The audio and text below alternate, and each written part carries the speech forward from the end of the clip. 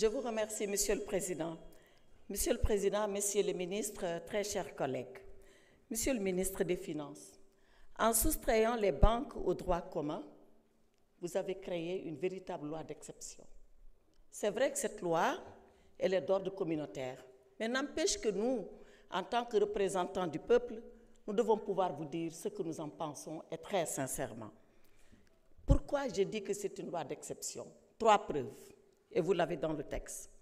À l'article 111 de la loi que vous nous présentez, il est accordé un véritable privilège, même une immunité de poursuite à toutes les banques du Sénégal, donc à toutes les banques de l'UEMOA. Nous ne pouvons pas procéder par une saisie conservatoire contre les banques. Pourquoi? Les banques, c'est des sociétés comme les autres, des sociétés de droit privé comme les autres.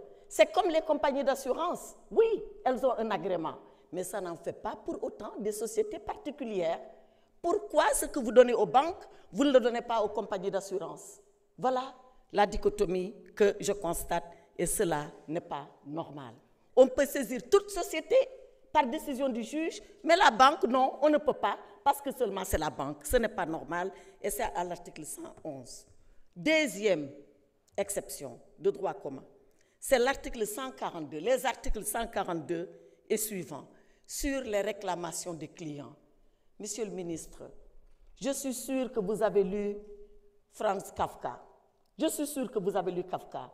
Vous vous rappelez de ce monsieur qui emprunte les dédales d'un couloir, d'un tribunal et qui ne rencontre jamais son juge pour que son affaire soit jugée? Voilà le sort que vous réservez aux clients des banques qui veulent aller en réclamation. Vous leur demandez de s'adresser à la banque si elle a une procédure interne de médiation. Sinon, d'aller voir l'Observatoire national de la qualité des services financiers. Sinon, d'aller à la commission bancaire pour une simple réclamation. Quand est-ce que tout cela va finir?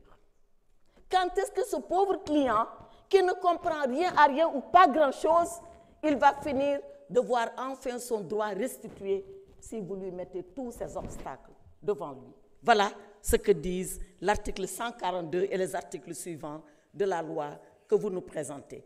Enfin, dernier article, et ça, c'est l'exception exceptionnelle. Vous dites que, ou la loi dit que, il est dérogé au droit commun sur les procédures collectives. Je peux donner lecture de l'article 150.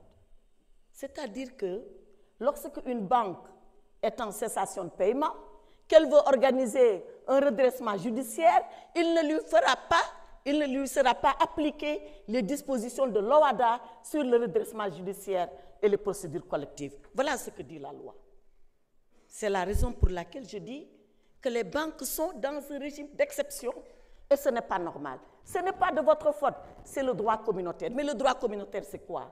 C'est quand des ministres comme vous, comme le ministre de la Justice, pour ce qui est de l'OHADA, comme vous, pour ce qui est des assurances, se mettent à faire œuvre de législation. Parce que vous le savez, ce sont les actes des conseils des ministres communautaires qui deviennent des lois communautaires. Donc, c'est de la protection presque entre confrères, entre gens du métier qui amène cela. Et voilà que, au lieu de protéger le client, on se met à protéger la banque parce que, comme je l'ai dit, c'est des confrères qui légifèrent pour leurs propres confrères. Voilà le protectionnisme dont bénéficient les banques. Et voilà pourquoi les banques ne contribuent pas tellement à l'économie, parce qu'elles sont surprotégées pendant que le client, lui, il est surexposé. Monsieur le ministre, je vous demande, à la prochaine rencontre des ministres de l'UEMOA, d'attirer leur attention à cela, de leur dire qu'à l'Assemblée nationale du Sénégal, voilà nous ce qu'on nous a dit sur la loi et d'œuvrer pour sa réforme. Je vous remercie, Monsieur le Président. Je vous remercie. Nous avions omis l'honorable député Amadou Diallo, numéro